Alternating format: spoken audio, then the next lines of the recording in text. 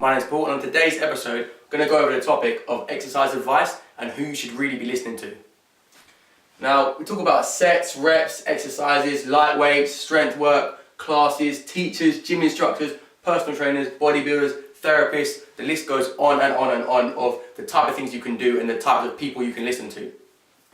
But sometimes it's just too much information. You know, we've got all these different qualified professionals and all these different ways of training, but who should we really listen to and what information should we really be taking in to get towards our goals? Now, in my opinion, you'll always find someone who can recommend anything. Something's worked for somebody along the way, or they think it's worked for them, and somebody is always willing to recommend something.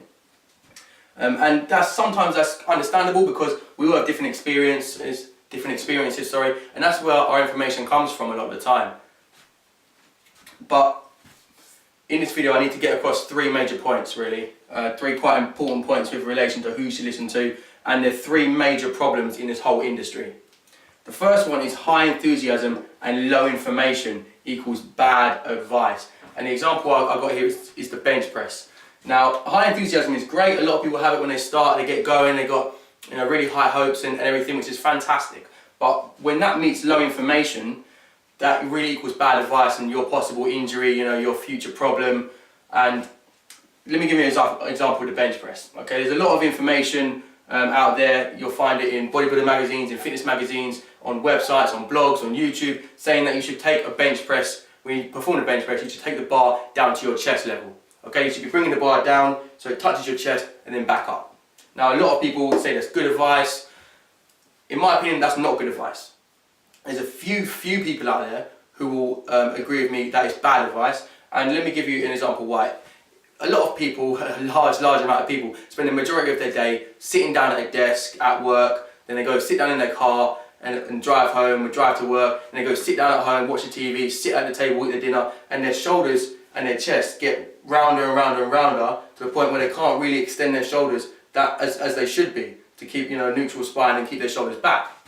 Now, if you're like that and your shoulders are pulled forward and you have a shorter chest muscle, therefore shorter medial rotators of your shoulder because of it, if you then go to the gym and you do the bench press and you've got information here about bringing the bar down to your chest, when you bring the bar down to your chest and you pile on another 70, 80 kilos, you're going to be pulling your shoulder back so much and pulling your chest muscles apart so much, you're going to injure yourself. You're going to rip your chest muscles, you're going to tear your shoulder out of its socket, you're going to do some form of injury because your shoulders are not in a position to be able to do that.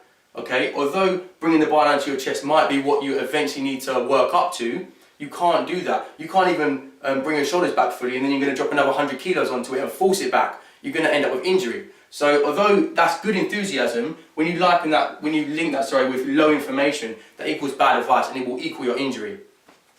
And there's too much general information in the fitness industry, and that is going to equal to a lot of injured people. The second one, which generally I find a lot of people don't know, is that there's no governing body for personal trainers. There's no kind of head organisation that oversees the quality of the level of personal trainers that are being taught every day. I did my personal training qualification. I've been training since I was about 14, 15. Got my personal training qualification when I was 18. Now I'm almost 25. And 75% of the information I know now, I didn't learn here. Okay, I learned it through advanced trainings or from other people. I learned it through my own experience. I learned it through research I've done of different studies, everything. And so it's only I would say about 25% of the information I know, very, very basic information, I learned here. And I learned from a very, very good company. But the point about there being no governing body is that I learned from a company, an independent company. There is no governing body, there are only independent companies teaching how to be a personal trainer. The course on how to be a personal trainer lasts for 2 months. How much can you really learn in 2 months to then go out and start giving advice to people on training, putting stress on their bodies? You can't really learn too much. And if you want to be a gym instructor, that's only 2 weeks. How much information can you learn 9 to 5 in 2 weeks? I'm going from possibly scratch, no information, up until training people in a gym. And so these independent companies are training people up. They're then linking them to insurance companies to get insured by insurance companies that recognise these independent companies as trainers of personal trainers. And therefore you're getting insured, but the quality of your training can't be that good. You know, in a couple of weeks, you're not going to learn that much. And so there is, when people say certified personal trainer, and you know, theoretically I'm a certified personal trainer, it's almost sometimes an overvalued title, because they are just independent companies. It's not a governing body certifying the quality of the personal trainer. You know, I know very vastly differing levels of qualities of personal trainer, but they still hold the same title of personal trainer. So be very, very careful about who you listen to, because certified personal trainer can be an overhyped title.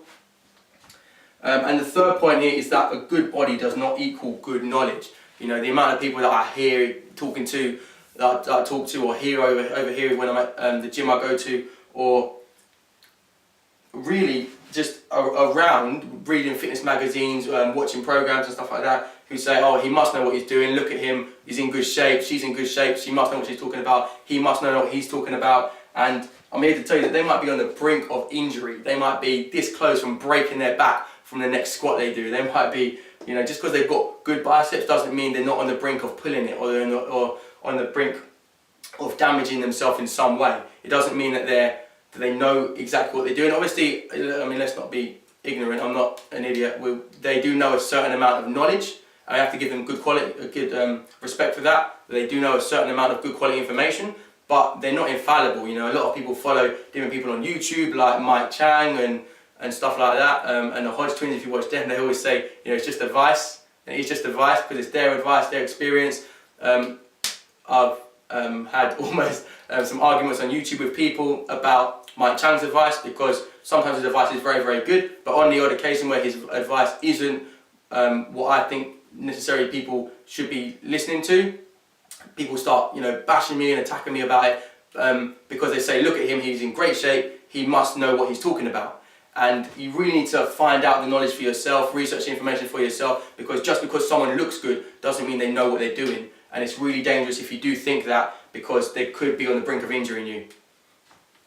Now, like I said here, nobody's word is gold. You know, not even mine here. I'm not here to say what I'm saying is all correct, all right, all the time, because it's just from my experience, from the knowledge I find, the knowledge I have, the information I find, and seeing really how it works in my life, how I can apply it, how it works for other people, taking knowledge from that, taking experience from that, and that's kind of all we have to go on. So never believe anybody and all that they say, because they might not be getting the best information, the most up-to-date information, and if they are a good trainer and they know what they're doing, they'll tell you that themselves. So I hope that gives you a bit more information on kind of the exercise advice side of things, who you should be listening to. If you want to know anything more, please leave a comment below. I'll be sure to respond to it. If not, be sure to like the video if you do like it. I'd love it if you could subscribe, but if not, I'll see you on the next episode.